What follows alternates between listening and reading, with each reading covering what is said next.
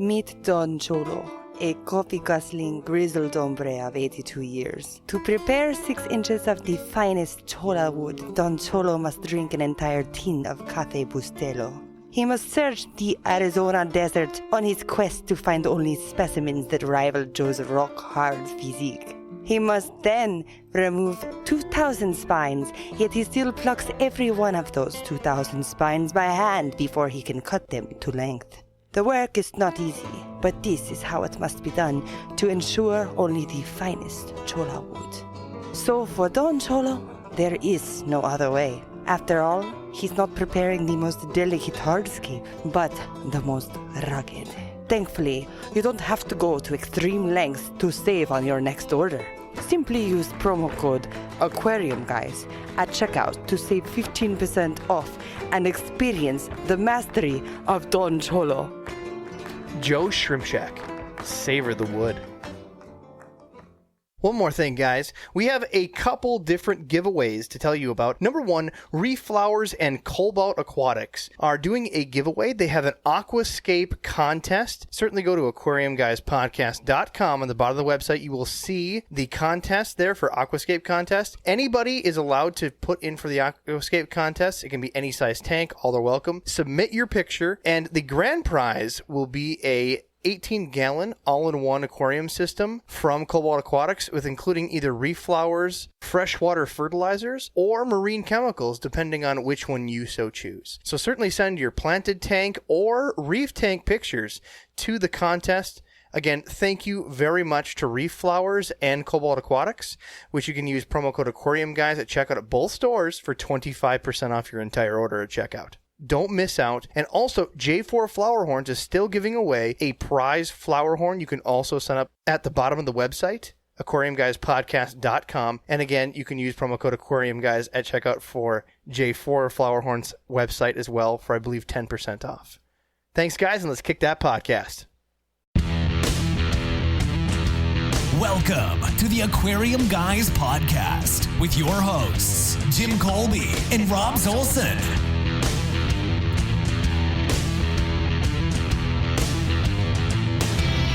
Hey guys, welcome to the podcast. So I think this is going to be we pre-record our episodes, right? So this is going to be closest to Halloween, I think. So where's your wig?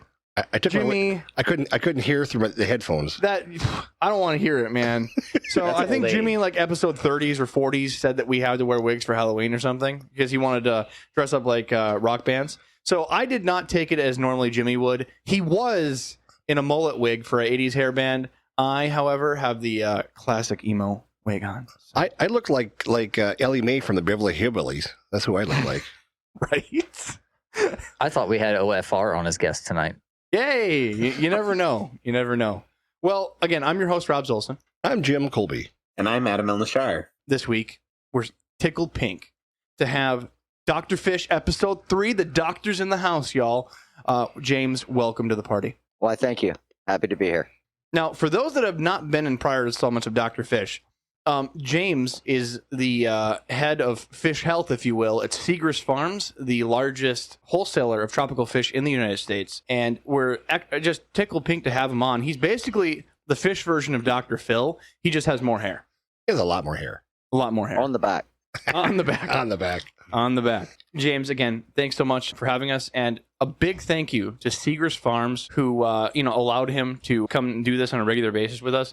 It's been a while. That is mainly our fault. We're busy people. We had to order wigs. I just get the scowl look from. This was your idea, man. Don't give me that. Yeah.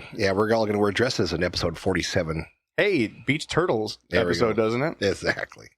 All right. So, like we do every week, we're going to dive into a couple sent-in questions. Now, what we do for Dr. Fish is you can go to aquariumguyspodcast.com. On the bottom of the website, you'll find our Discord link. That's where we go on, do live chatting. Essentially, it's like a fan site where we can all help each other with our community tanks.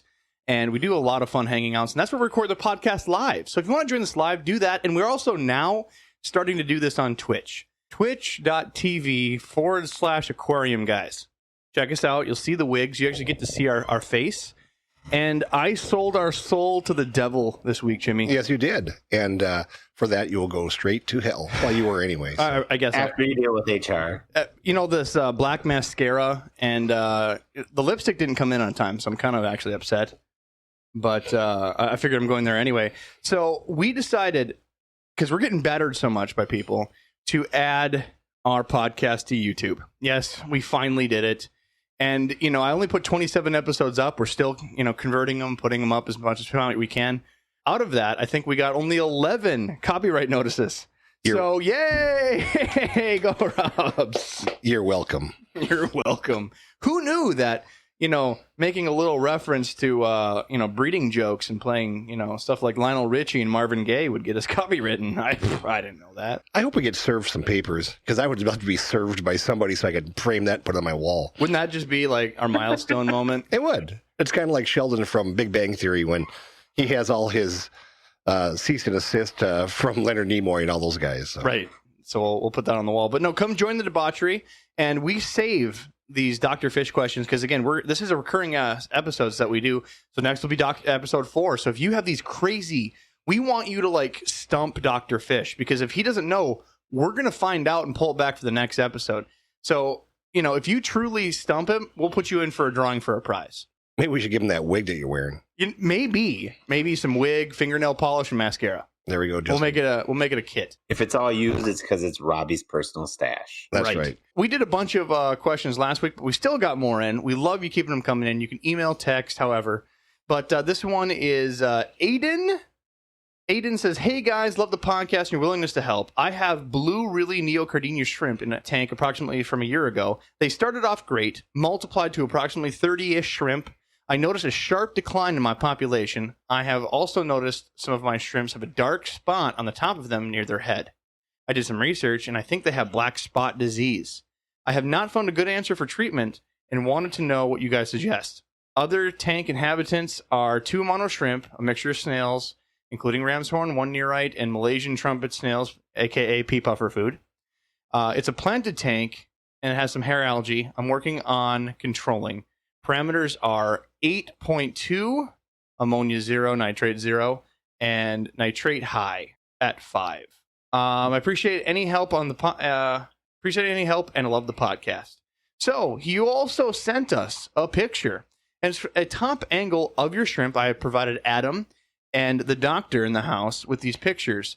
And again, this one was one that we got earlier in the week, so I decided to send this to our own expert in-house, Joe's Shrimp Shack. I have shrimp. I don't have a ton of disease. I don't have a lot of issues with shrimp. They're not common to get ick. So disease for me has been a few and far between issue. I've seen a couple other people have it, but it's always parameter based. So I sent it in the expert because, again, if we can't figure it out, we're going to find someone. And Joe had a recommendation that he directly sent me. I'm pulling it up here. Tell him to do a RODI water change. The pH is super high, and from what the pictures show, best guess is shell deformity is what he's seen on a more common basis. So again, if you see blotches, especially towards the head where essentially the shell starts, it could be a lot of symptoms.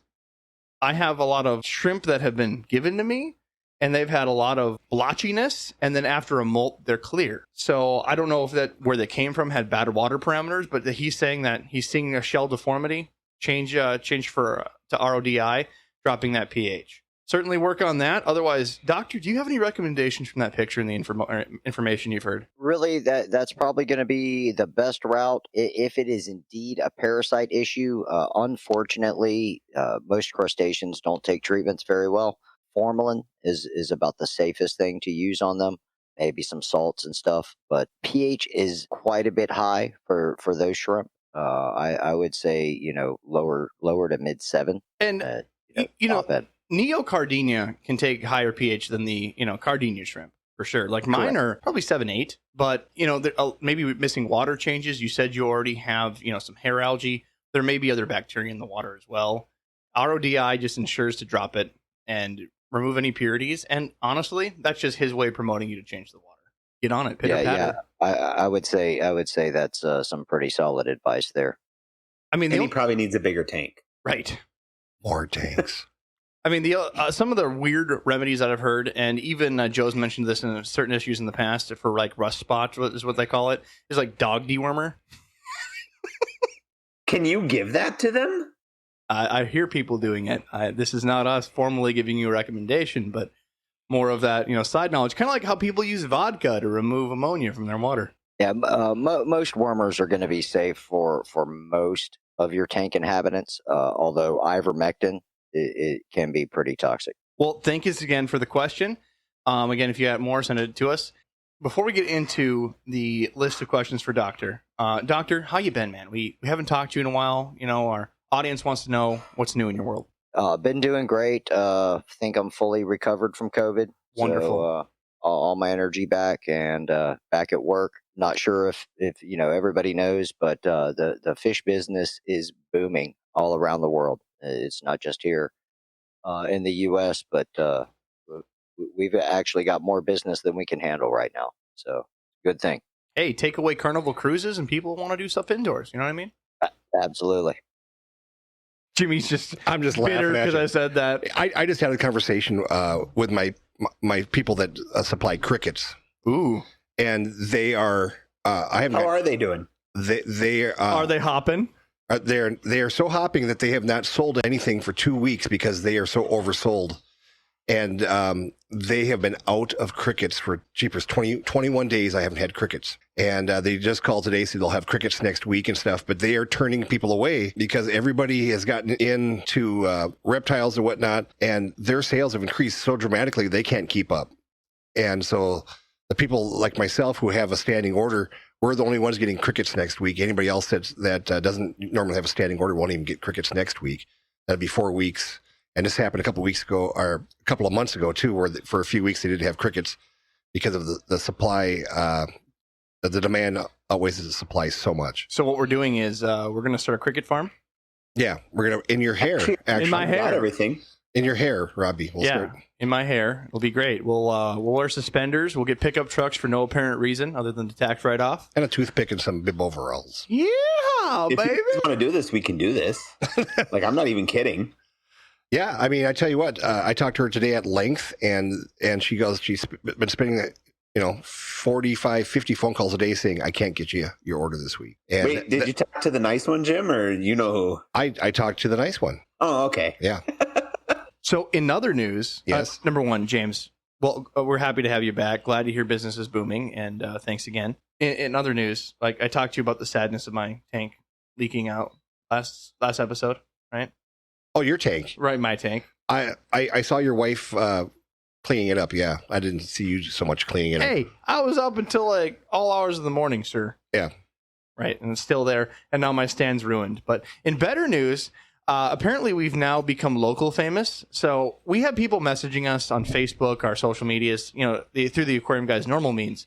But now I got someone messaging me on Facebook saying, hey, found out you guys are in the area. I've already been listening to the podcast. Wanted to see if you got food supplies on hand.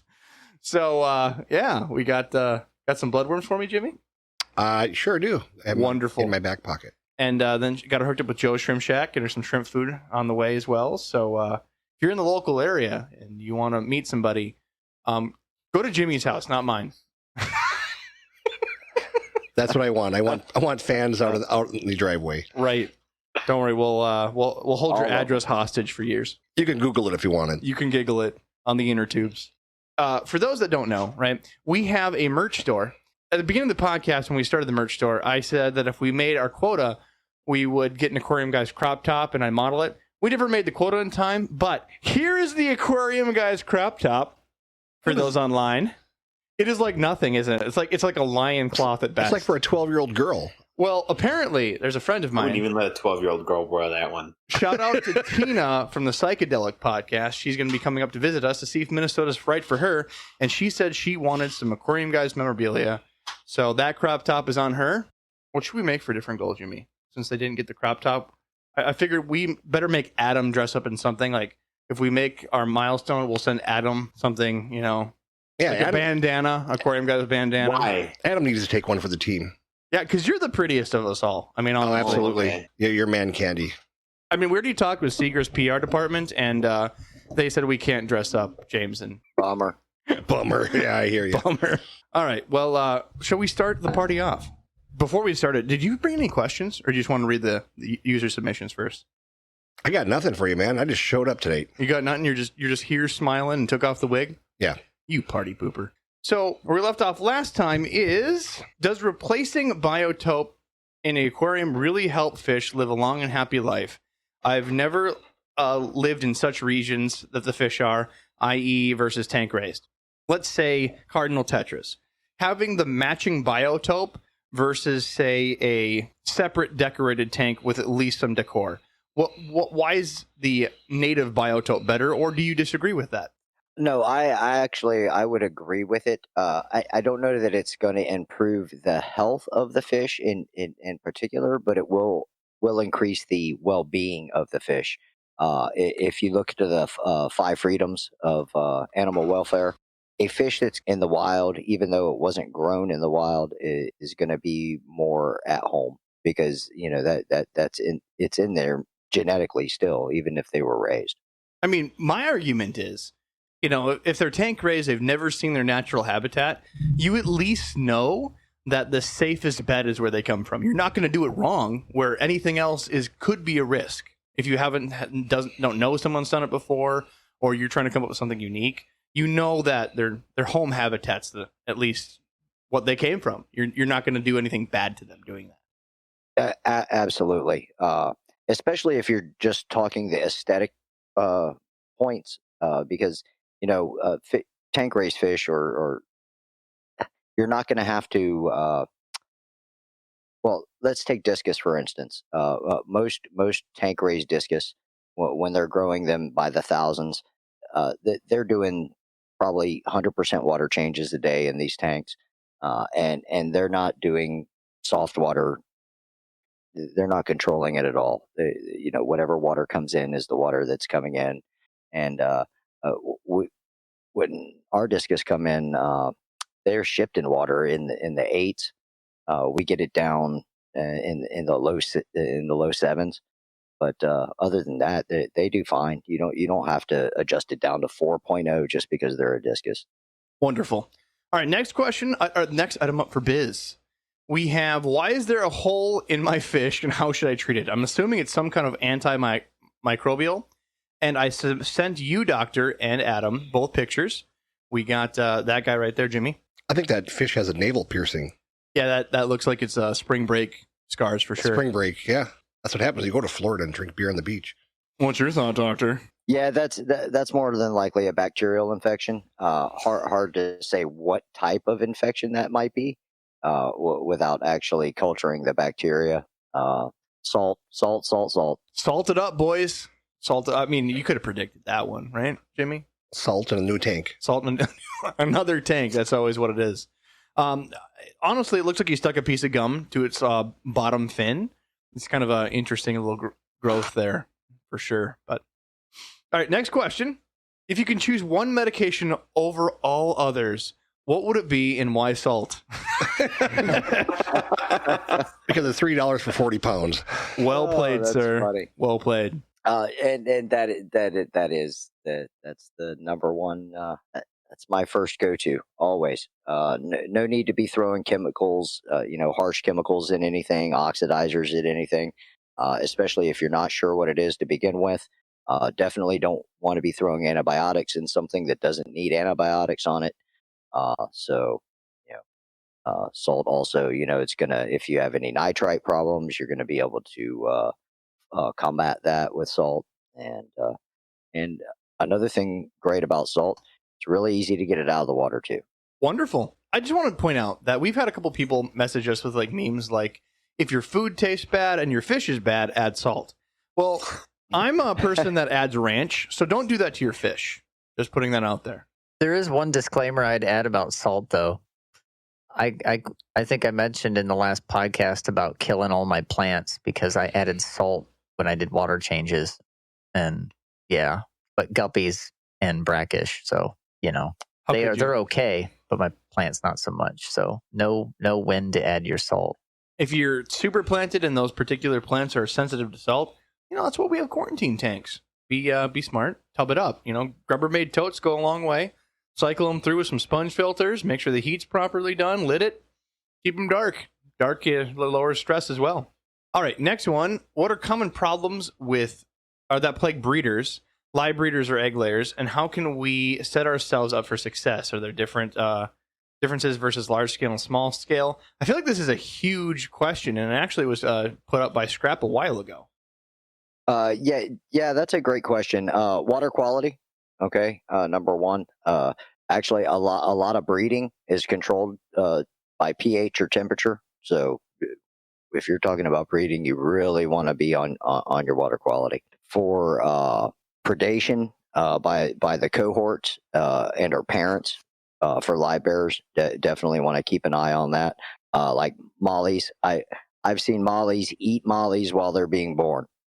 They just another molly will chase after the female, and while she's popping babies out, the other molly's gobbling them up. It's just food dispensers. Absolutely. Like a Pez dispenser. Yeah, similar. And so you suggest more salt for that? Take a little pelts of salt and throw it at the other molly. Speaking of breeding and stuff. Speaking of breeding, yeah, Scrap perks right up. Since it was one of my old questions, I've probably come a little ways since I posted that question. I even forgot about that. I spent a lot of time looking at my 40 breeder with all the guppies, and I noticed one female that had like this little weird thing on her belly, and I finally caught her. And it looked like this little jelly, almost like how an egg clutch looks from like snails, but it was on her belly, and I didn't know what it was, so I took her out and I put her in with the Frontosas as a cull. I was like, I don't know what that is, but it's gone. I didn't know if you knew what maybe something like that would be or something, some kind of weird growth like that. You've seen something that looked like a little piece of gel with a thing in the middle of it. Really not sure without seeing it, unfortunately. That's like calling your doctor on the phone and be like, I have this thing on my lower extremities, and I'm concerned. Do I cut it off? I need to see you in the office. You never cut anything off on your lower extremities pictures. Ever. Send pictures, Scrap. Is what we're saying. But fungal and or bacterial infections on the eggs, that's something you really have to watch for. Definitely want to have the optimal feeds for each stage of life. From fry to adult. Very different, large scale versus small scale. Just incredibly different. Lots of people can breed, small batches of fish. It's a whole nother thing when you're trying to breed, 100,000 of those fish. Many fishes just aren't viable candidates for successful capital breeding, especially at a large scale. You just need too much space, too much time. And a great example of know-how is that neon tetras weren't even commercially bred in the U.S. until the 90s. My best friend and I, he was working at Segrist back then. We would bring the neons in from Asia, bag them up, and get them sent over to the breeders. So most of the neons in the industry today come from those fish we brought in about 18 years ago. Hoorah. Have you noticed any genetic problems yet with those neons since they've been bred, or have you tried to outcross at all? Or well, yeah, they bring they've brought in more since then, and they trade back and forth. That way, you get that hybrid vigor and that new blood. What's a telltale sign that you would need to bring new genetics into your pool? Lots of deformities. Scoliosis, lordosis, stuff like that. Missing operculum, anything like that. That's consistent. For the listeners that are now trying to Google operculum, can you tell them what that is? That's the gill cover. Is that a common genetic problem? It can be. That one's also that one can be a vitamin deficiency as well. Same thing with lordosis and scoliosis. So scoliosis is like calcium, right? That's calcium deficiency. It can be, right? Yep. I'm gonna have a Flintstone vitamin after this just to celebrate. That versus scoliosis is when you stub your toe on the bedroom dresser. That's scoliosis. Excellent. Oh yeah, the one with the claw feet that stick out just that hurts, far enough it? to catch you when you're in the dark. 2 a.m. as you're going up to the bathroom, that just hurts. Can diagnose. Hey, quick question, Dr. Fish. The neons that are being bred in Florida, are they doing that in tanks, or can you tell us a little bit how that's being done commercially? They do them in giant vats. Like those big cement vats? Yes, correct. Yeah, burial vats. When you bury your loved ones and the casket goes in that cement vault? Well, see, we're up in north, right? So we just bury them directly in the dirt and put them in our, little coffin, right? Yeah, it makes the grass grow better. Raise grass grow better. But down south, heaven forbid they bury people in coffins down there and they have a flood. Then you see Grandma Ethel floating down the river. Like, you don't need that happening. So they need to cement that shit up. So they make big old vaults. I thought they used mausoleums. Because the only That's time... New Orleans. Mausoleums Yeah, are that's for above ground. above ground, yeah. When they put them in the ground, Right. it's actually a burial vat. Yeah, so just to make sure that the only time Grandma Ethel's going to visit is when she's still kicking. You know what I mean? Yeah. That actually happens in Louisiana quite often, actually. Grandma comes back. They float right out the mausoleum. The doors are open. All right, tiny further tangent on this, right? I didn't know this, and how I figured this out. And what I saw, some news article, unexpected flooding in this state, and all these, coffins are popping up. And I started Googling it. Sure enough, there's some dude that on YouTube. I can't find the video now. It's probably removed because everybody hates this type of video. And literally, the dude's taking a picture of the flood outside of his house, and it's basically a river in the street in front of him. And there's 7 coffins, and he's betting them on like racehorses. He's like, "Come on, get to the black one." And he's announcing it like it's some Calgary Downs. That's brutal. And that still didn't answer my question about breeding neons, but thanks a lot for going off into the ditch on that one. Hey, we're here for you. We're here for you. So yeah, the one time I did go down to 5D down in Florida and stuff, they have rows and rows and rows and rows and rows of those cement. What do you call them, Dr. Fish? What are they called? They're burial vats. Burial vats, yeah. And what's nice about those too is they probably don't ever move during a hurricane. I assume they're low cost. Right. They're low cost. So do they breed those fish right in the tank, and how do they collect the eggs? Now, that part I'm not privy to because I don't work on that farm. And, some of that's well guarded secrets, obviously. That smells like an episode to have with a breeder there, Jimmy. Yeah, maybe. But yeah, they'll put them in there, and then they move them from vat to vat as they grow bigger, and as they pull the culls, and then we get them and send them to y'all. Off they go. What's your next question? You mean to tell me they've got some guy that just his whole job is to catch little tiny neon tetras out of a vat, a 6-foot vat, and then figure out the culls? Yeah, absolutely. I actually used to do that with the baby Glodanios, one by one. Oh, So do you collect babies, or you pick up the breeding stock and move them into a different tank? On the Danios, I was getting the wigglers out of the spawn buckets. They would just spawn those in styros, like the styro that comes in the fish box. Yes.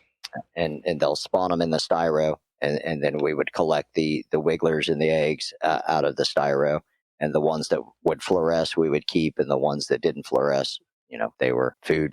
Yeah, when I was down to Norton's Tampa Bay Fishery, and I think you guys actually own that farm now. Correct. They were showing us how they breed the zebra danios in the styrofoam coolers. And at that time, they had those styrofoam coolers stacked up, and they just had a piece of netting in there, and the zebra danios were probably only in about 2.5, 3 inches of water. And so they're egg scatters. And so as they're laying eggs and stuff, the males would fertilize them, and then the eggs would fall down through the netting, and then they were unable to get there and eat the eggs. And I thought that was quite interesting and quite low cost. That's pretty standard. All right, so next question on the list. We're going to keep powering through because we got a bunch. We still got to get to TCTs yet. Can you confirm or dispel the authenticity of substrate gas bubbles that release quote-unquote toxic ammonia and kill your entire tank? You see this commonly said on forums, but I can never find any real science behind it, nor people that have experienced it. It's not actually toxic ammonia. What's going on there is deep sand beds or even just dirty gravel beds. You'll get a buildup of anaerobic bacteria down there. They will actually produce hydrogen sulfide. And that's that egg water. If you've ever smelled a well, it usually comes out of shallow wells rather than deep wells. Deep wells are pretty clean. Shallow wells have a lot of hydrogen sulfide in them. That is extremely toxic to fish at levels that we can't even smell. If you can smell it, then you know you're real bad. Oh, if you can smell it, your fish are going to die. Okay, is there any ways to remedy this? Because I heard that helping fizz the water, if it happened, while doing a water change can help. Yeah, you gas it off. Yeah, that's the easiest way. I've had a couple times in my own tank where I had a couple that were pretty egg salady, And I'm like, oh no. And I just like threw like 6 stones in there, and I'm like crossing my fingers, and nothing happened. So I think I got lucky. Yep. Yeah. Gassing it off. We pass ours through a pack column, or just a big column full of bio balls. You can also use an aerator, or you can use a spray bar. Perfect. So to prevent this, what do you recommend they do? Keep your gravel clean all the time. So- Water changes. What if it's sand, Water right? quality. Because the idea is, poo and fish food aren't going to fall through, fine sand. So what do you recommend for sand? That's a rough one. I'm not big on deep sand beds. I know some people are, but in my experience, it's too much of a risk. So I'm a big sand bed guy, right? And what I do, and I recommend other people that want to do the big sand beds, and there's reasons for specific species, such as like horse-faced loaches, one of the funnest species you can do. 3 inches of sand is a lot of fun for them to watch you like basically swim in and out of. It is a lot of fun, but again, that's a big risk. You get a couple pieces mixed in of any type of bacteria, and it's going to create those gas bubbles. So you have a couple different options. Have those fish that will churn up the bottom continually. If you don't, make sure that you're taking a stick, a tweezer, and essentially raking out your sand and releasing those bubbles on a regular basis. I recommend it once a month just to make sure. That's at least what I do, and I don't get the egg salad smell. I don't have any issues with fish. Otherwise, you could be terrible and get yourself, Malaysian trumpet snails, and they'll dig right to the bottom of your sand, and you'll never see them again, and it'll take over like an alien invasion. The burley. Assassin snails do the same thing. I have a handful in my 65-gallon. They go down in this. The assassin snails, there's a double-edged sword there. Assassin snails will, but they only will go as far as they can use their, I like calling it an elephant trunk, as far as they can breathe. They won't bury themselves to the point that they can't breathe. So if you have 3 inches, they're not burying that deep. Unlike the trumpet snails, which will go to the bottom of hell to... Trumpet snails will burrow into your soul. Yes, they will burrow into your soul. I hate trumpet snails. So that's what's wrong with Jimmy. I want an hour and a half of just barking about trumpet snails. Can we do that? Yeah. You know what? It'd just be you and I, Adam, by ourselves in a closet. We're just going to have 2 old men bitching. That's what we're going to call that episode. On a park bench, yeah. Not even that old. I'll bring my didgeridoo. Jimmy's complaints, the episode. Done. All right. Next one. This isn't a question. I think that someone was trying to find a place to start a conversation. This is a quote-unquote rumor, because we cannot prove this. Human growth hormone is used in Australia to induce spawning.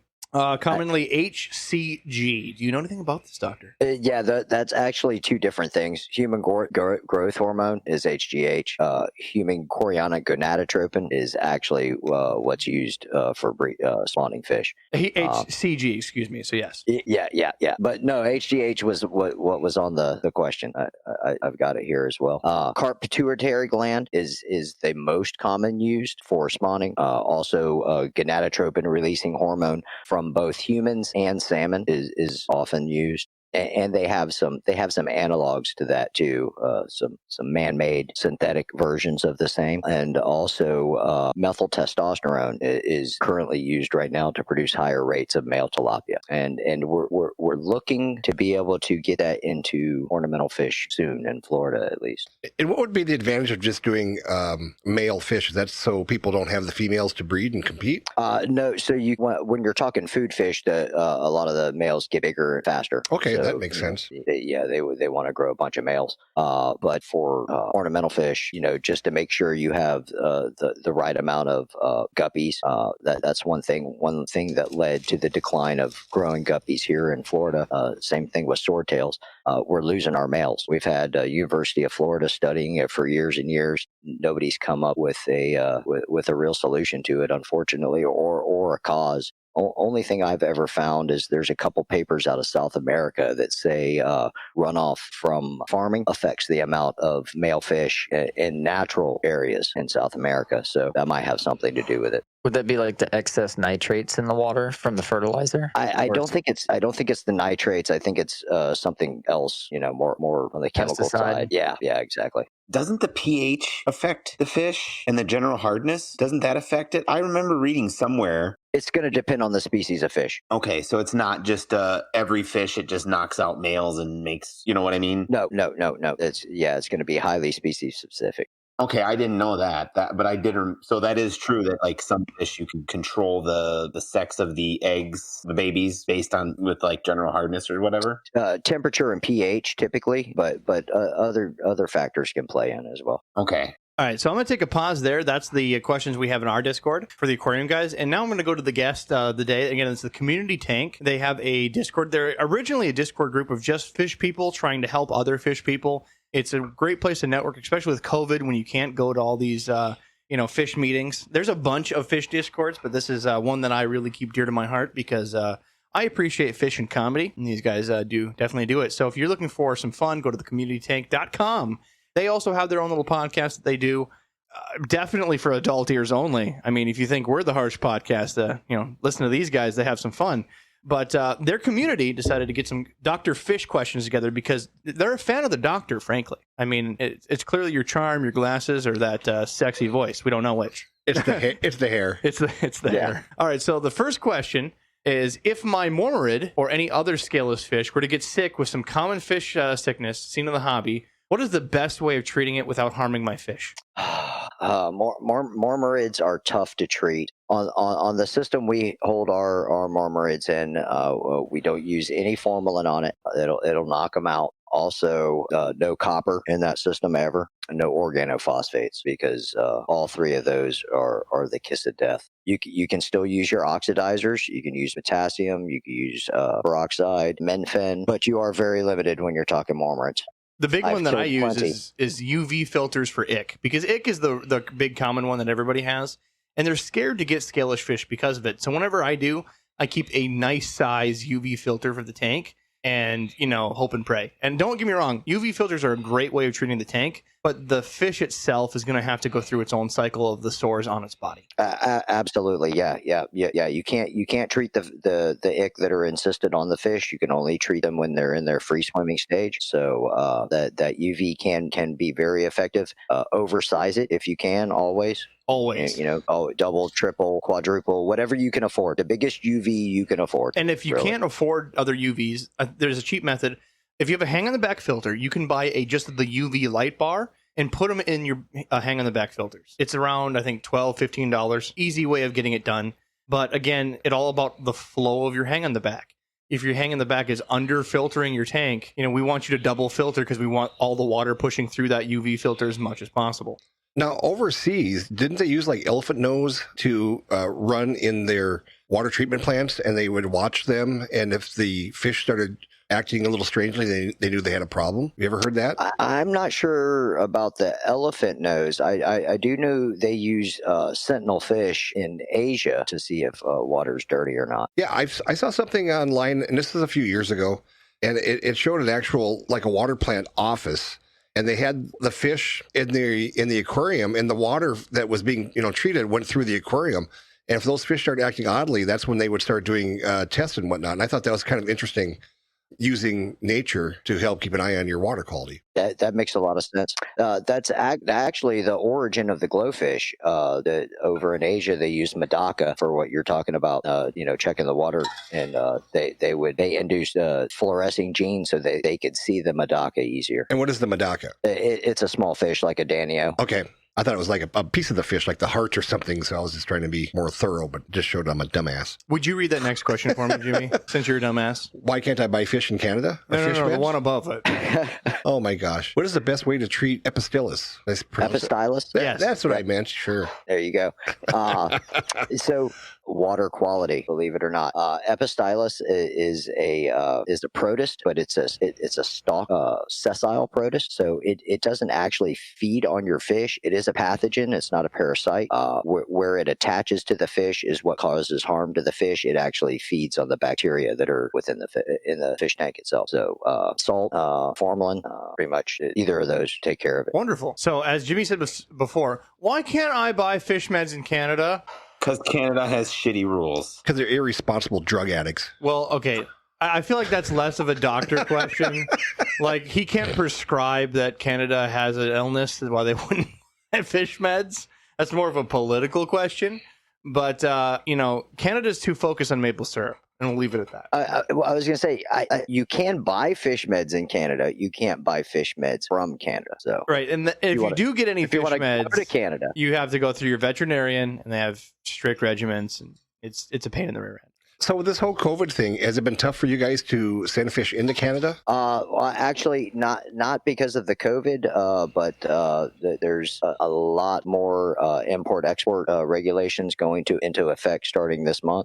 So there'll probably be less importation between the U.S. and Canada for a lot of fish. So is it just certain fish that they're not allowing into Canada? Because I know, like, up here in Minnesota, there's certain things like I can't buy from Julie, such as dojo loaches and things that could live up here in our water. Is that right? Yeah, every state has that, and they're all different. It's like you can't sell koi in Maine, Really? But people just drive to Vermont and buy them there, and then take them back to Maine. Those rat bastards over there. It's kind of silly in a way. The smuggle is real.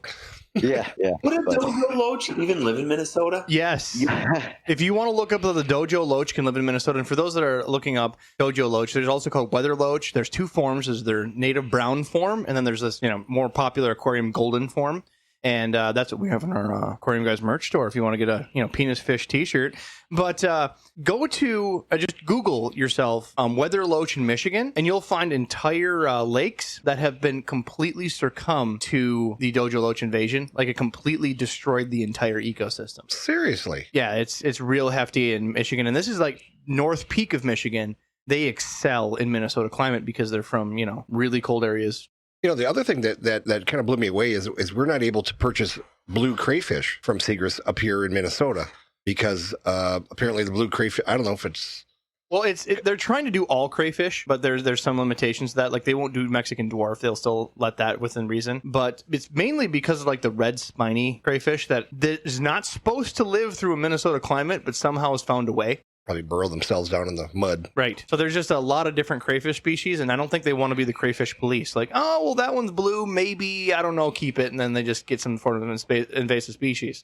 They don't really have lessons from the DNR teaching them what crayfish is kosher. And all states are wacky like that. Like in Florida, you can't buy and sell red-eared sliders in Florida, but you can buy and sell an albino red-eared slider in Florida. Ooh. So, go figure.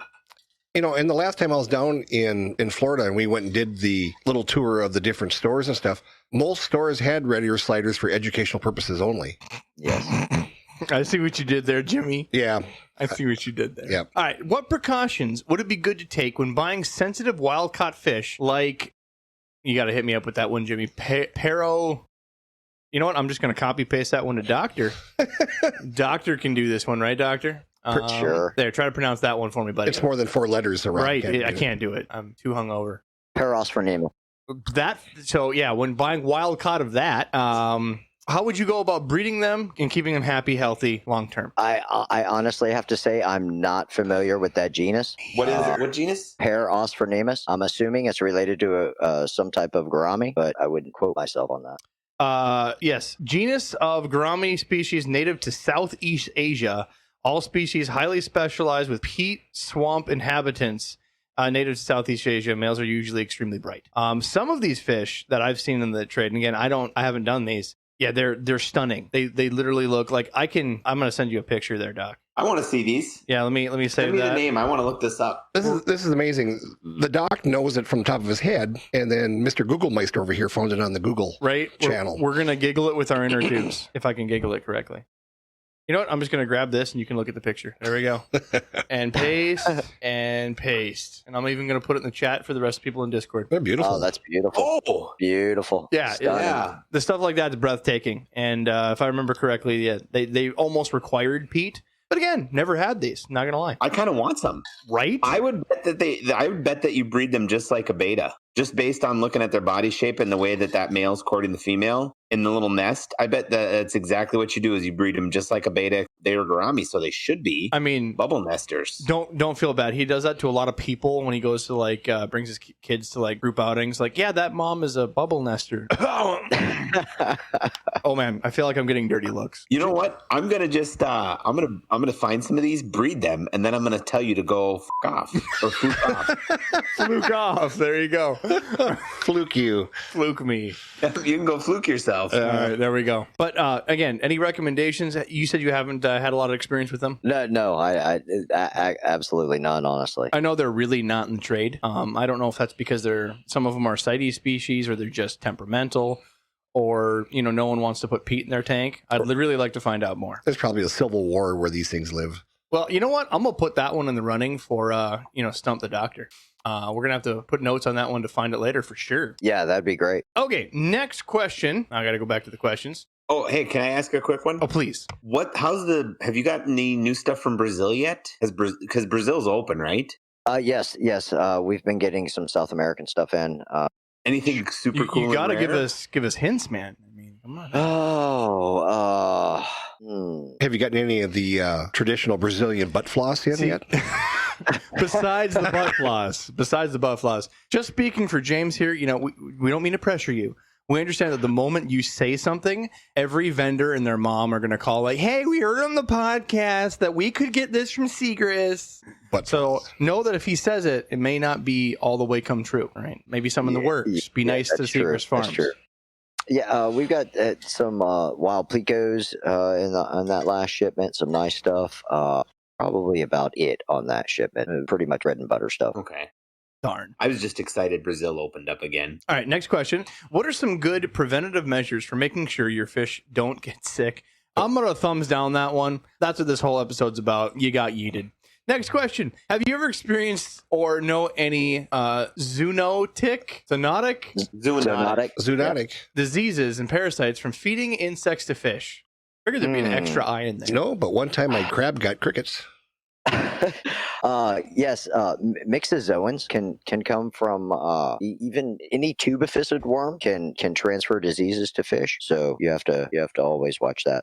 Any tubifex or any of the tubificids in general. So what's the risks of that, getting that in your tank? Myxozoans you can't treat. So if your fish get them, you're pretty stuck. And also schistosomyces can be transferred from snails. Also, there's a lot of the metasicaria or grubs that can get in your fish from copepods. Can they get the worms? Because I know that the worms. Is that your scientific name, Adam? I have heard. Now I have had a friend of mine. He actually got a friend. He said that he got pinworms from crickets, but that wouldn't go into fish. That I'm not familiar with. Okay, because I just thought, I'm like, dude, you're supposed to wash your hands after touching crickets. But are you asking for yourself, Adam? Is that who your friend is? No. Adam, do you have pinworms? No, I do not. Okay. Hey, just a friend asking. All right, just between friends here, right? It's COVID season, so I want you to treat your tank after your hands have been in it and you're ready to go to eat dinner like you just touched a Walmart shopping cart. All right, just if you can sanitize up, chop your fingers off. Chop your fingers off. All right, next question. What are some ways to cure a Microbacteria marinum? None. Zero. Next question. None. You can't just tell us like you're F dude, bleach your tank. Like, don't worry about it. Mycobacterium marinum, very nasty bacteria. Walls itself off in the fish, so there's no treatment for it that won't kill the fish, unfortunately. Depop and starting over is the general route there.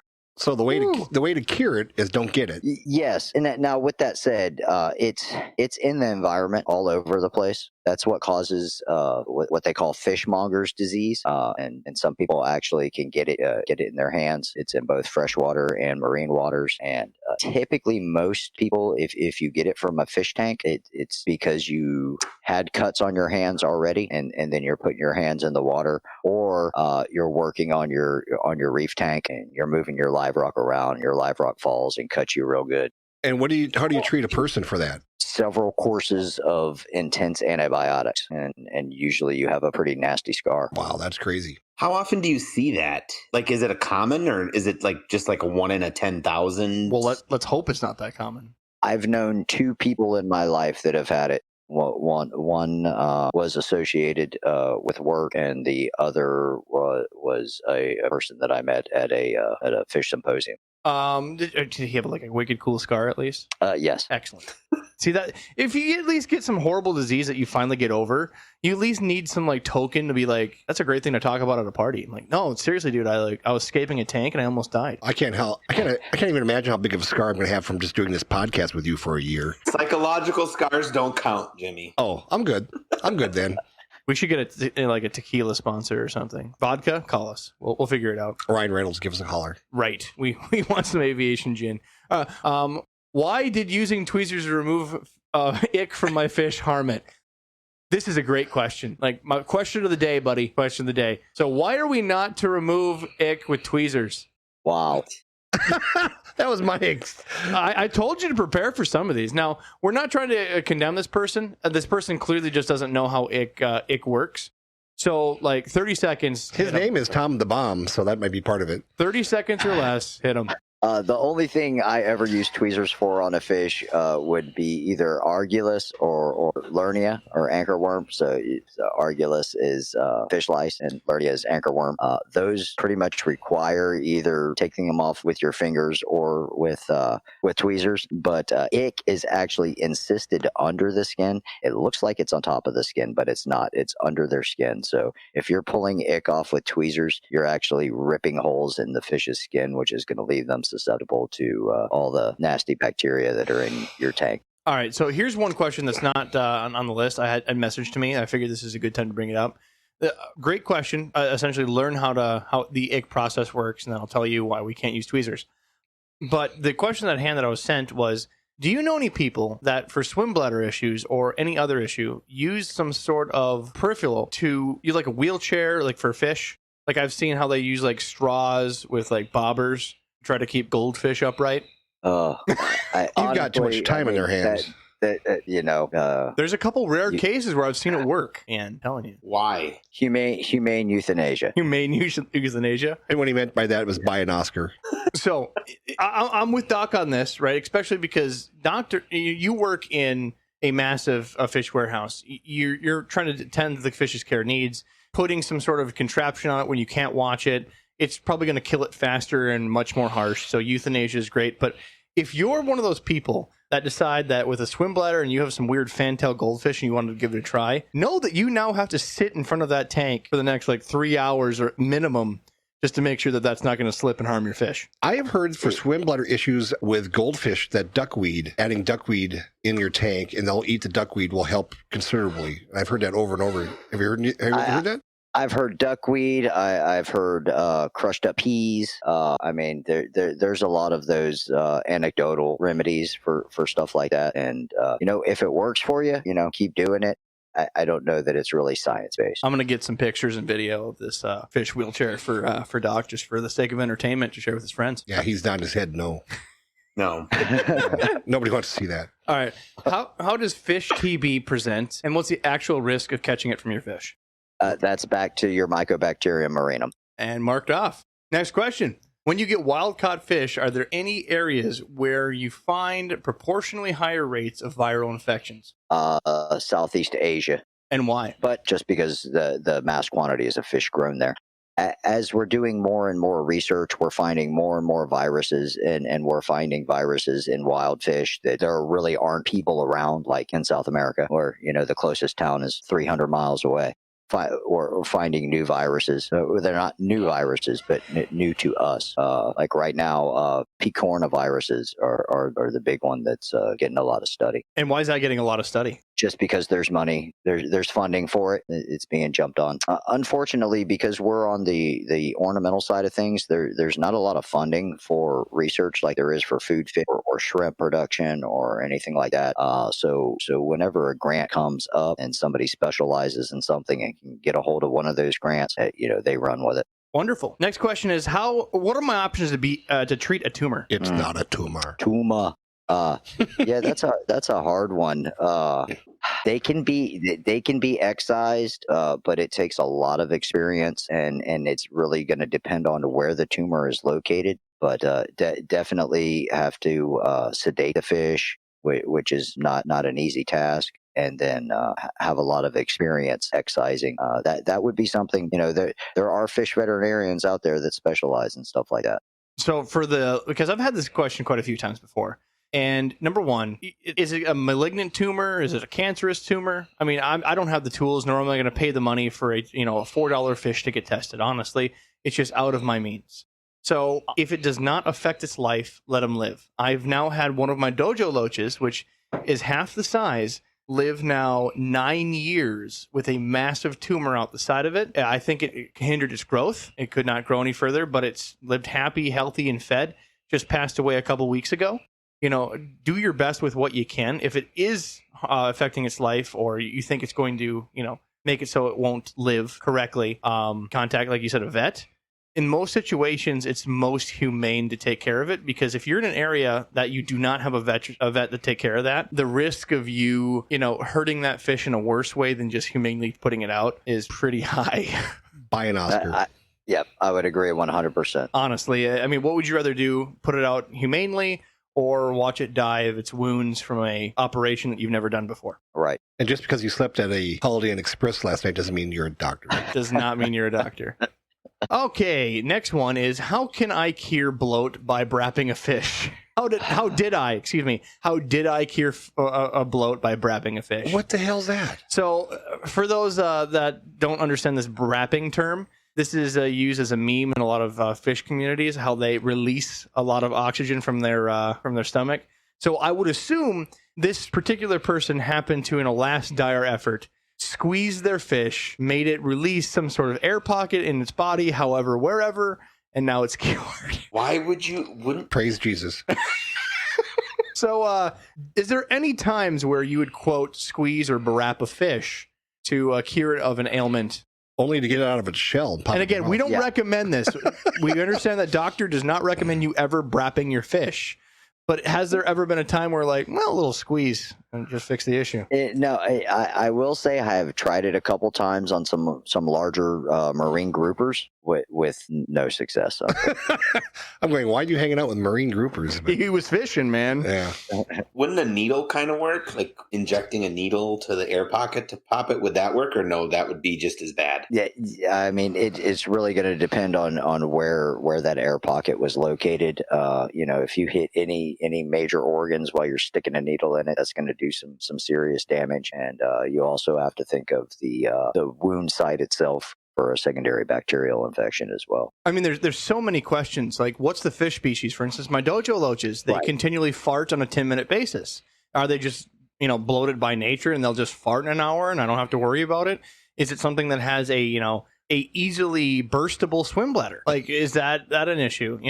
There's so many questions. Don't brap your fish. Just don't do it. Or else you'll need to buy make the special handicap bullshit. Right. Then you'll have to have a wheelchair for your giant fantail. So don't do that either. But for that, the person that messaged this in, go to Spiritual. Please send us in more information on how you brap your fish. I need to know more. Why does my bacteria orgasm, and why do my shrimp eat it? So he's essentially just making fun that his bacteria multiplies in his tank and his shrimp eats it, because shrimp are disgusting and they like eating bacteria. All right, next question. See, I told you these are winners, Doc. These are good questions here. What is the weirdest cure that you've used that wouldn't work, but surprised when it did? Like brapping your fish. I don't have an answer on that one. I don't think. I think you stumped me there. It's all right. You take your time. This is going to be a good answer. Maybe the oddest thing I've ever done is, and it's not really odd, and it was actually quite on accident. Left the incoming water and air off on a tank that was had some really sick fish that were going down the tube. Went off and left it closed on a Friday and came back Monday. And amazingly, all the fish looked much better. Interesting. I think the best one that I've done is I went over to a person's place and they had this. The only way I could put it was an obese goldfish. The thing looked like it was the Stay Puft Marshmallow Man. It wasn't like his scales were flailed. It was literally a ball. Like it had like a fat mane going around its gill plates. It was crazy. I don't know if it was just bloated, or I did follow her feeding regimen. She was feeding the thing like every hour on the hour. It was crazy. Like every time she walks by, she just like blesses it with a handful of shit. Is that what your mom did to you? That's what happened. I'm telling you, right up front. So as a good regiment, I'm like, no, we need to fix this fish. Oh, I don't know what to do. So I said, you have to do a fish feeder. You cannot feed your fish anymore. You're not allowed. I'm taking away those privileges, and we're putting in a fish treadmill. So I put a little power head in there. And that little bastard spun for days until he finally figured out that he needs to move. And then he actually did lose a bit. So he lived, I think, another like 4 more years.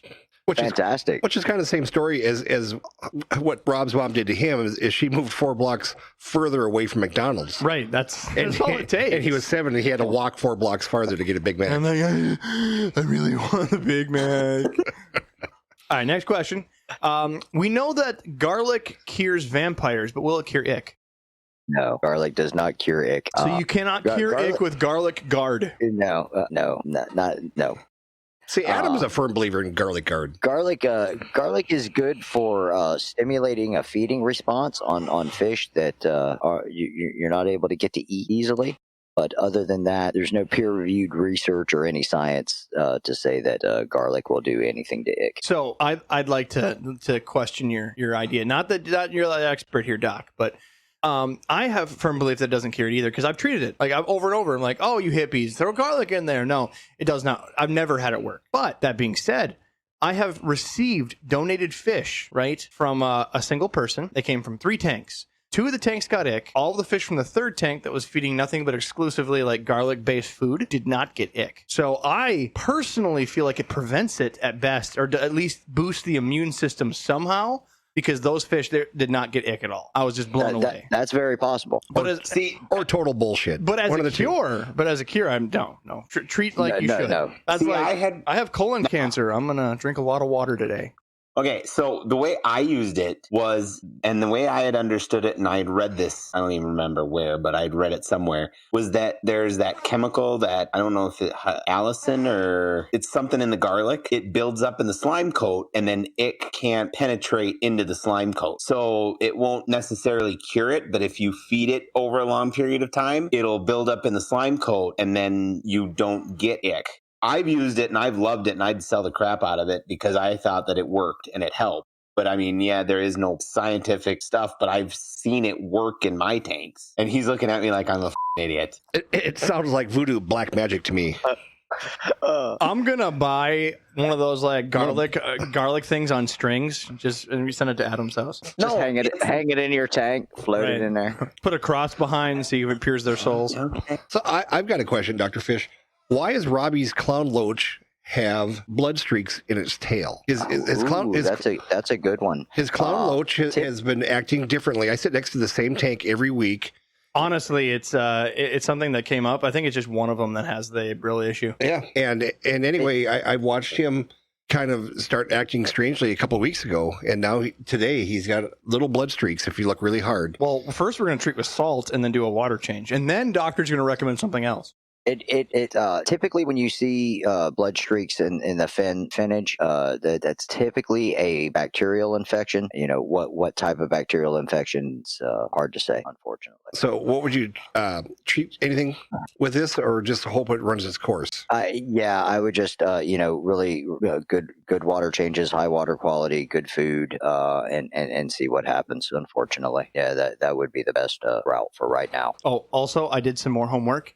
I wanted to prove my other theory. So when I was a kid, right, I grew up with a lot of vegetarians, and they just believe that you should take garlic pills every day. And these people, like you see them at church, you see them wherever, and they just reach. They stink of garlic in their breath, their skin, like in their hair. Like they smell like garlic people. You know these type of hippies I'm talking about. So growing up, I'm a fat kid with O positive, right? I got the good stuff and I get just mauled by mosquitoes, right? That is our state bird. So I decided like, all right, people say like, I'm not seeing these weird hippie garlic eaters do it. So I decided to like put garlic chives in all my stuff, take a bunch of garlic pills until I was of the same smell of these people. My mother hated it. I did it for like a few months in the summer during peak mosquito season. And the mosquitoes seem to be leaving me alone. Now I'm finding out that there's like hippie mosquito spray used with garlic because apparently it's toxic. And you have to, according to the research, you have to consume crazy amounts of garlic before it even affects the mosquito's blood intake. So maybe if we just pack our fish with piles of garlic will have no results whatsoever. Money well spent. Money well spent. All right. How do you forcefully breed fish? I'm not watching that. That's probably No, we'll pass there, Willard. Okay. I think he's trying to meme, but I think this came from a real question on how do you induce breeding for specifically carp. But that was a pretty funny way of doing it. I'm not gonna lie. That's going to be injections of one of the chemicals we were discussing earlier. Well, I've seen, because I've even seen like some of the koi breeders that are part of the Koi Club I'm in. They just wait for a girth female. They squeeze into a bowl and squeeze some milk. I mean, it's like 2 squeeze processes. So are you saying like hormones to get that going? Correct. Okay. Yeah. Get them egged up, and then you'll milk them, and then you'll milk the male and mix it yourself, and With a away feather. you go. And it's pretty easy. Like you assume that it's there's something to it. It really isn't. When they're really gravid with eggs, it's a light squeeze and they just spill out. Like it's not a lot of work. All right, next question. That's just wrong, people. I mean, that was a good way of doing it. So what'd you do this afternoon? I got my fish off. I'm telling you, we still got to, Jimmy, life. You and I still got to do that Pornhub account. No, we're not doing a Pornhub account. No, we're going to do a Pornhub account with just like mollies and guppies just going at it, and then just put music to the background. I'm telling you, it'll make a lot of money. They do have donkeys and horses doing that. No, definitely not. No, this is just fish. All right, my next subject. I'm pretty sure that's not on Pornhub, Jim. It is. Trust me. Oh, man. Can you talk about ick and why it's the only deadly to fish in enclosed ecosystems like fish tanks, but in wild, it's practically harmless to fish? AKA, can you talk about the life cycle of ick in the wild? Well, I think we discussed this on the first Dr. Fish. I think so. But yeah, when you're in an enclosed environment, there's nowhere for those ick to go. They're going to go on your fish. They're an obligate parasite. They must have a fish to live. They don't have a fish within 48 hours of when they're feeding, they're done. They die. Out in the wild, you've got millions and millions of gallons of water for the fish to go wherever it wants to go. And in a fish tank, that's where they have to go. So that's the quick answer on that one. All right, so we have a couple joke ones I'm going to skip, but they're worth reading because they're funny. Does collecting wild juvenile fish decimate the seagull population? All right, next one would be, what type of water do farms keep live bears in? Is it something special? No, nothing special, and that's going to depend on the grower themselves. Every grower has their own little secrets. Some of the growers will use well water mixed with creek water, depending on if they have if they have access to that. At our farm, we use our well water mixed with RO water to try to manipulate the pH a little bit. Next question. How much truth is there in higher temperature raising fry faster? Higher temp water. It's going to increase the metabolism of the fish when you increase the temperature. So I suppose that would grow them faster. I mean, we're warm-blooded species, so we're going to stay relatively the same temperature regardless of how dumb we are and go outside. But these things are really affected by their environment. That's why it's so crucial keeping the temperature within a 10-degree range in a lot of fish, is because their metabolisms are so affected. So if you're having higher temperature, I mean, the narrative there is that they're going to eat more, they're going to grow faster. I mean, even we talk with Steve Rubicki, he keeps a lot of his older angels cold on purpose just to essentially make them, quote unquote, last longer. He keeps them, because he keeps 3 different tiers of tanks, and he heats the room. And so, of course, the bottom tanks are not much, but they are cooler than the top tanks. Right. So he'll keep some of his breeders down there. So I got one for me. How do I not get algae when I add sticks from the outside? Boil the crap out of them. Bake them, but sticks are hard because they can light on fire in your oven. So, I mean, the best way is boil them, honestly. Boil them, salt them. Yeah, roll them in salt, boil them, boys. Pretend that you're going to serve them to mom. Unless you have something better, doctor. No, that's some great advice. I suggest also, like if you like to use peat in your filter or something like that, I suggest baking it or even microwaving it before you ever put it in your filter sock or whatnot. Mycobacterium can live in the peat even though it's dried out. I've seen people actually purchase old toaster ovens from their thrift store just to make sure that they can do it outside on a cement floor in case something goes haywire and they light something on fire. Then it's not going to cost them a whole lot of money and they did it safely. But yeah, I think even like one of the old like Dustin Fish Tank's YouTube videos, he was like baking shit in a toaster oven. Could you take the like peat moss and freeze it? Would that take care of some of the problems? I mean, if you put it in a freezer for a week? I would say heat is better than cold for stuff like that. Definitely. I mean, if that was the case, we'd have no bacteria blooms in the spring in our lakes and streams. Actually, like the flash point of wood is 572 degrees. So if you were to do like a slow, low roast in your oven well, I'm for worried like more an hour like or so, a stick falls off good. a baking sheet, falls on a coil, burns down a house. They sue aquarium guys, and we all go to jail.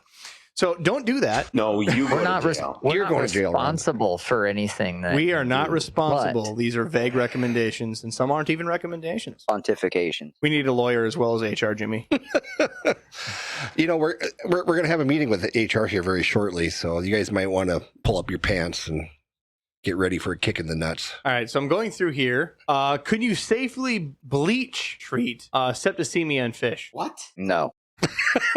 Next question. That's even worse than what I got. I'm reading it honestly here. That one's there. Septicemia is treated by antibiotics. They already answered that one. There you go. Yes. In what would bleach be a medication for? Blue ring octopus when Adam has them. I mean, clearing your tank of viruses and mycobacterium. It also makes your you whites don't want any sparkly fish in bright. there. I mean, it's going to kill bleach. Enough bleach is going to kill damn well anything that you want to kill. That includes your fish. Maybe this person should drink it so they don't procreate. I like this one. Bleach is an effective treatment for life.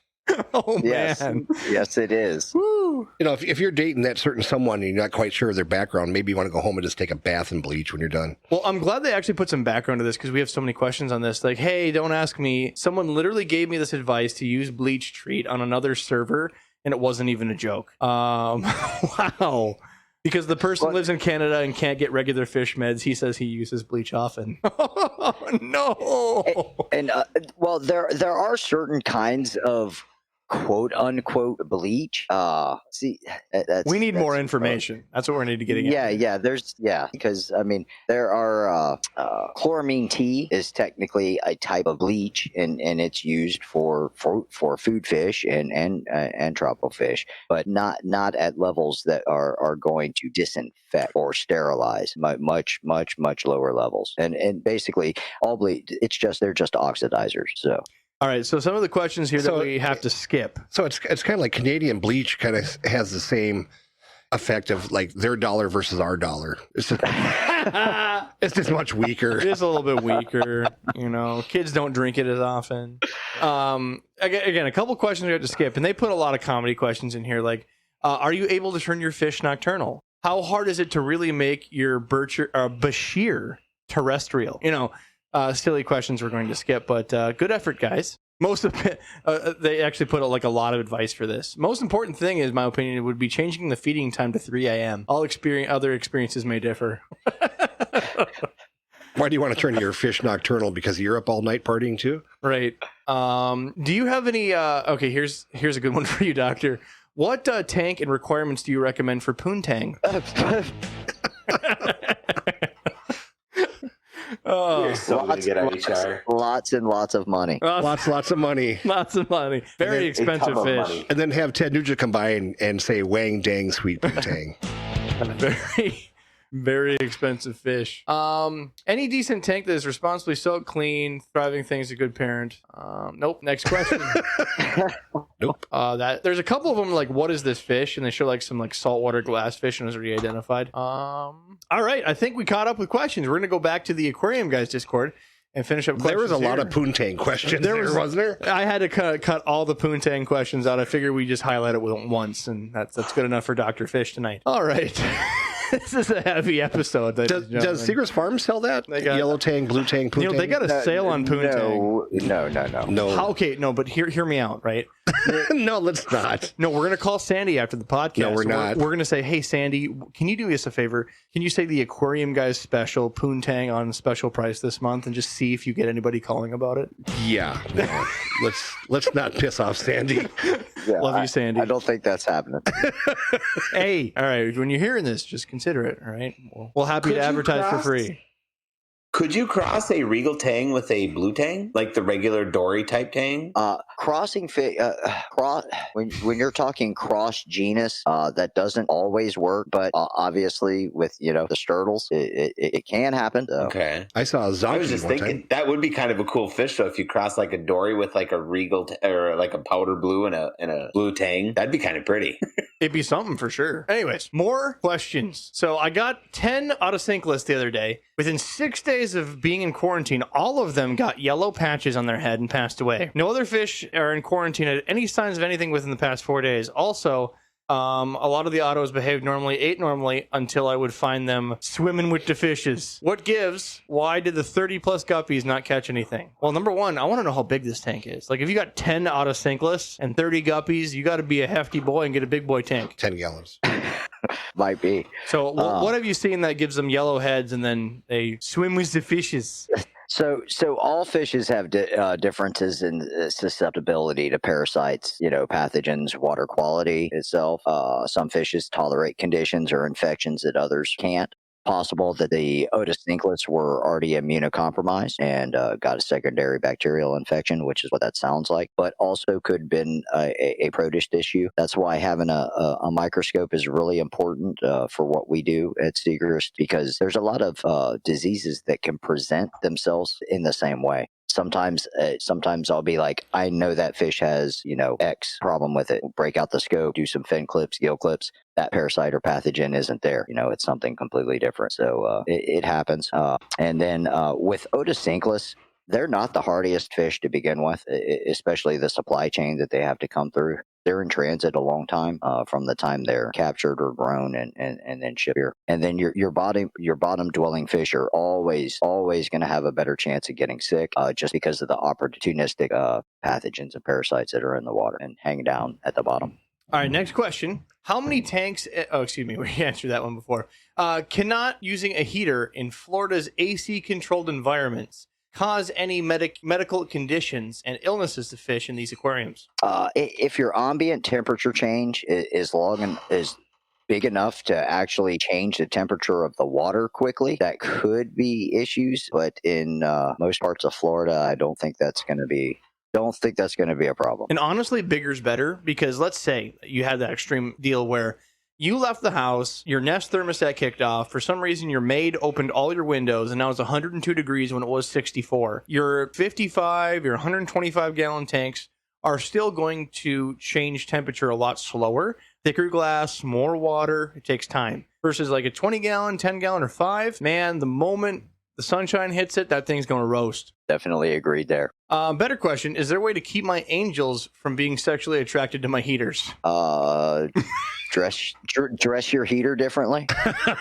I mean, honestly, if you put your heater like a vertical, they're just asking you to get raped, right? You have to lay them horizontal, low in your tank, so then they're not going to get, screwed with. Either that or get a couple of slates and lean up against the heater, and then they will be sexually attracted to that slate and lay their eggs there. Man, we should make a t-shirt where like a angelfish is like making sexual advances to a heater. Yeah, that will sell really well. I'd buy it. I'd wear that hoodie all day. Twice on Tuesdays. In the rare case that he gets stumped, such as identifying strange illnesses, how does he find answers to his questions? Being the guy with all the answers is nice until you have to question yourself. Hours and hours of reading and looking at fish, leaning on my mentors and my colleagues. Google Scholar is a great source. Medical fish publications. That, finding great communities like Discord and other forums. Occasionally, Absolutely. You can get bad advice there too. Like No kidding. treating with bleach. We've learned that today.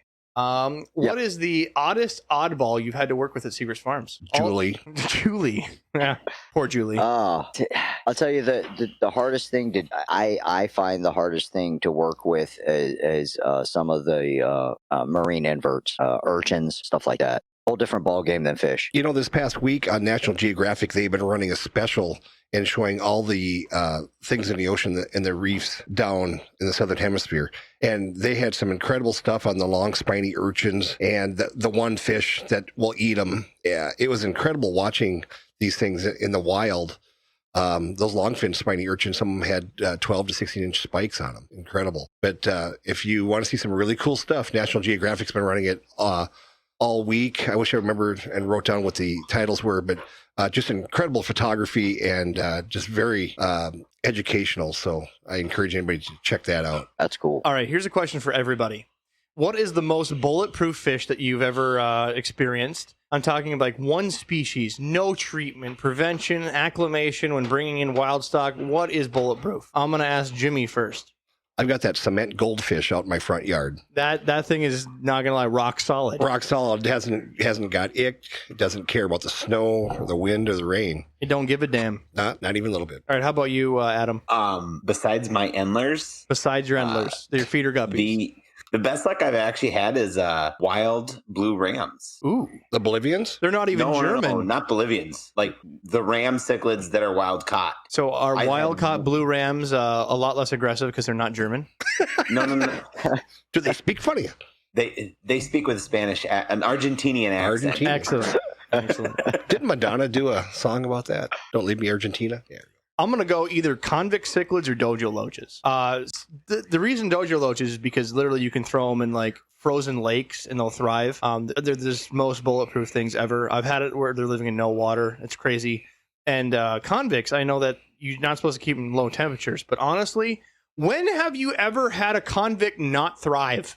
They'll thrive in a toilet. They breed in toilets. Honestly, a guy actually had a toilet tank I saw online that he was having convicts breed in just for the sake of the joke. Like, oh, what's the toilet doing in the middle of your room? Like, open the lid, convicts. What's yours, Dr. Fish? It's Pseudotropheus cichlids. Pretty much any of them. They're really, really solid, hard to kill, tolerate any kind of water you throw at them, eat whatever you throw in there. That happens to be my favorite fish anyway, Labiotropheus specifically, but the Malawi and Mbuna are pretty solid. So I think we need to give an honorable mention to a icon through the podcast, Charlie the catfish. We told a story about how he was in 6 months of 2-inch water. We didn't even know he was there. Complete blackness, no food, 50 degrees. And we 6 months later, like, oh, we got to go take the stuff out of a warehouse. And then there he is, still alive somehow. So he lived for years after that. We sent him to West Virginia with our dear friend Dabby. Dabby had him for a long time, and he finally passed away after all these years, Jimmy. That's because somebody fed him and cared for him. Right. He got love. He felt compassion. He released the hate, and then died. And then gave it all away. So They killed him with kindness. That's right. killed him with kindness. Those people in West Virginia. All right. Here's one that I got submitted in. How do you know if you're dealing with a slow-killing columnarius strain? I think I said that correctly. Are there any specific signs or symptoms that would confirm it is not columnarius? I can send you that word. Make sure I'm not butchering it. Columnaris. Thank you. Unfortunately, a confirmed diagnosis of columnaris, you need to do a wet mount for, which is you take your microscope slide, get a clip of the fin, or just scrape the fin or the skin, and then put the slide on top of or the cover slip on top of the microscope slide and look under it. The cool thing about columnaris, it's a bacteria that you know exactly which bacteria it is just by looking at it. You don't have to have a bacterial ID done because they form these large haystack formations, what we call haystacks, and they're flexing rod bacteria. Not only do they wave back and forth on their haystacks, but they actually flex. And when they're making more bacteria, they'll flex, and then flick a bacteria out, and then that bacteria goes out and it starts splitting and makes another haystack somewhere else. I would pay like $10 for someone to narrate that, like a little. I'm going to have video. a nightmare tonight about that. Just to be on YouTube, just someone like, no, don't do it, Charlie, and it just flicks another haystack out. Unfortunately, as I mentioned a little bit before, there's a lot of bacteria that can cause what looks to be a columnaris infection. A lot of the opportunistic bacteria in the environment all the time can cause lesions that look like that, and there are some protists that can also cause that type of lesion. Gotcha. So the next one down the list that we have is not necessarily a question. I think it's more of a shout out. One of the aquarium guy fans was apparently talking to another fan. Apparently he feels like he's learned a lot from the doctor. So he took a little clip of his text messages back and forth with him, and it says, I don't think my water was hot enough either. I'm adding salt plus raising the temp. Going to order medicine and do a full cleanse. And he just wanted to give a shout out to his favorite fish doctor. Awesome. Okay, now we're going to get to the favorite part of the show, and I think this is where we're going to finish things up. I don't know if you've had time to listen to our podcast, Doctor. You are very busy. You've had to deal with COVID. You have children. So we had an episode that we did for fun since we've been gone, and we've gotten a lot of flack for it. And it was us trying to do basically, I don't want to say making fun, but poking fun at the podcasts that do all these conspiracy theories, right? You've heard a ton of them. There's murder mysteries, paranormal, but we're picking on the conspiracy theorists out there. So we did our own, aquarium guys version of conspiracy theories. And we went through a lot of different topics, right? And the grand finale, besides the dolphin diddling, which Jimmy was very much into, let me tell you, he could not get enough of that. But after that, we had this video. And it was only explained as the creepiest thing I've seen since doing this podcast. Now, the way to explain it, we can thank the guys at the community tank for this content, specifically Spiritual the Fish. Shout out to you. There is what's called Mauen Sweetwater, M-U-A-N Sweetwater. Now, what this is, it's a YouTube video. And Doctor, I want you to watch this video with us live on the podcast tonight because it's just creepy. So to give you a little background, this is a video. Let me make sure I'm getting the correct one here. Here we go. I'll find the video here. To give you background, this is a video that we found online, and it was frankly disturbing. What it depicts is fresh and saltwater species of all kinds put together in all these different tanks. I mean, every kind. Like, you've heard of, like, guppies can go in saltwater. It's not really recommended. But we're talking, like, sensitive fish species. It was really, really crazy and uncomfortable to watch. Like, how are they doing this? Are they somehow harming the fish? We don't know. And shortly after we did this thing talking about the conspiracy of it, trying to give our best depictions of it, they removed the video from YouTube. Yeah, it's actually pretty amazing. We don't know what to make of it. There you go, Doctor. Enjoy this. Now, again, they took down the video. I still have the original link. And they also took down their website. But they talked about how... Well, I'm going to let you do the video first. You go do the video, and we'll play it on our end. I'm going to mute that just for, like, copyright purposes in case we want to get hit by YouTube again. So going through this video, it was crazy because I even slowed down the frames to see if there's any, like that pH burn that you commonly see when you do fresh into saltwater on accident or do too much. There was no stress on these fish that I could find, no haze over the eyes. I even wanted to make sure that for some reason, maybe the tanks were layered. Like, for instance, they have a saltwater right behind a freshwater, and they try to make it some sort of optical illusion. But the problem is the fish are swimming around each other in a lot of these clips. And I'm going frame for frame on these things, right? They got sevrums, with a triggerfish. It's the craziest thing I've ever seen. What country was this from? This is in Korea. It's South Korea.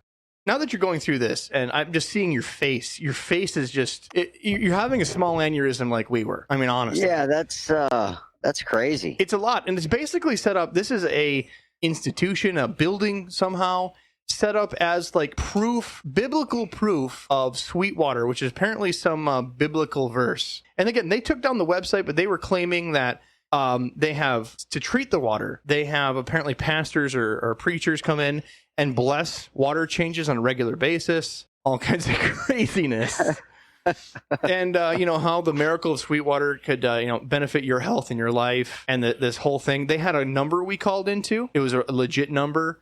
It was like a week and a half after we aired the episode, they took everything down. It just disappeared. Right. But luckily, the people that helped us find this, which again, this is a discovery from the community tank, Spiritual the Fish, they actually saved copies. So what you're looking at is a direct re-upload of the videos they took down. And you got yellow tangs swimming with discus, carp, goldfish swimming with blue tangs. All in the same tank. I'm looking for different pieces to see how fresh these tanks are because they're pretty clean, right? But again, I'm doing frame for frame shots here. I'm seeing algae in the background. A couple of the decorations have some dirt on them, like there's some growth, like it's been in the tank a little while. A lot of the power heads have certain black algae growing on them, and it's common for saltwater aquariums, right? So I don't know what type of salinity mixture they did for so many species. I mean, clown knife fish, alligator gar, along with saltwater puffers. Like craziness. Stuff you really haven't seen. I have noticed that all the freshwater fish that they are showing are definitely fish that would do just fine in very, very, very hard water. Right. Not Not saying that means that, we're not seeing any neon tetras or cardinal tetras or. But there's discus. There are discus, but if they were tank raised and have never seen low pHs, then that really wouldn't matter. Still, though, I mean, I've yet to see a discus do that. It's not that it can't, but I think you could probably find a happy medium in there, honestly, for most of those fish on the freshwater side. Now, on the marine side, I don't have an answer for you there. So you're saying it's a miracle. It's a miracle. So what I want you to do, Doctor, is it's a lot to go through. It's 4 minutes and 20 seconds of footage, and there's a lot of species here. There's suckers, even like some bait species. There's all kinds of craziness, right? I want you to go through this and really maybe share it with some of your friends, some of your colleagues. Blow up those secret forward lists, see what's up, and see what they say, because it's bizarre, man. It's bizarre. It is. I've never seen anything like that. And yeah, the call lines were like, come in, learn more about, again, it's their religious, wonderful work of how the Sweetwater is maintained. I'm not going to crap on religion, but I need to know how they're doing this, honestly.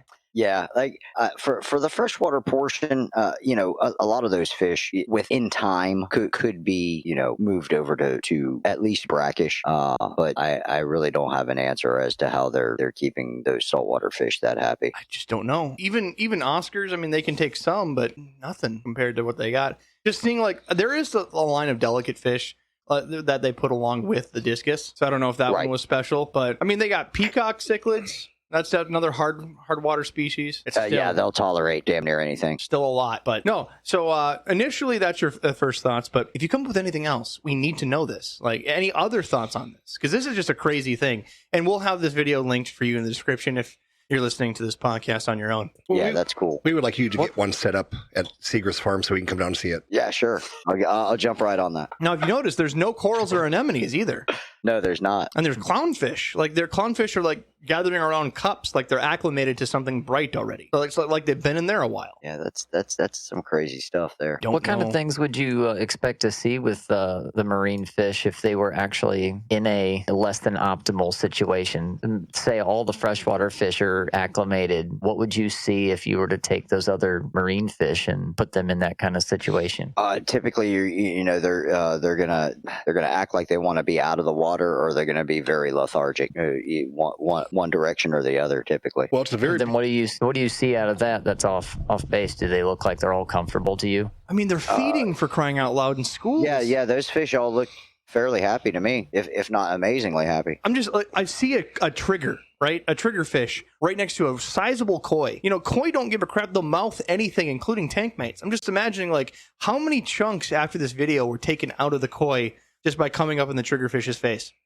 Yeah, that's another thing. Woo. Yeah, it's another Christmas miracle. Well, Doctor, please do your homework. Send that in. We need to know, man. We need your colleagues. Send this over. And if you need any other information, we do have some information scraped from the website. And again, we did talk about it on our conspiracy episode number 49. If you want to listen to some of the debauchery we talked about on that episode, and dolphin diddling for sure. Nobody needs to hear that. Nobody needs. I'm amazed HR didn't rip you a new one for that one. Oh, weird! Didn't you get the letter where we have an appointment scheduled? We do have an appointment scheduled with HR. So put on your big boy pants and your crash helmet. Crash helmet. I don't think it's going to be good. Okay. Well, Doc, you got anything else for us, or any notes on that crazy video? No. Just enjoyed being with y'all again. Happy to do it whenever, and let's keep on keeping on. If you got questions, submit them on our website, aquariumguyspodcast.com. On the website, we have our Discord. Please mark it for Dr. Fish if you want his answer on it. Otherwise, again, we'll find experts if we can't find them. We already got a little bit of homework from this episode. So do that. And big thank you to Seagrass Farms for loaning us James. We appreciate your time, buddy. Yeah, say Seagrass to the best. There you go. Jimmy, you got anything for us? No, I just want to highlight what we learned today, and that was more tanks, more salt, and less bleach. Less bleach overall. Less bleach. Adam, you got something for us? No, thanks. Well, guys, if you like what you heard, support the podcast. Go to aquariumguyspodcast.com. Donate a couple bucks. Buy yourself a sexy Aquarium Guys crop top. There's stickers out now. Consider helping out, keeping the lights on. Until next week, be well, stay wet.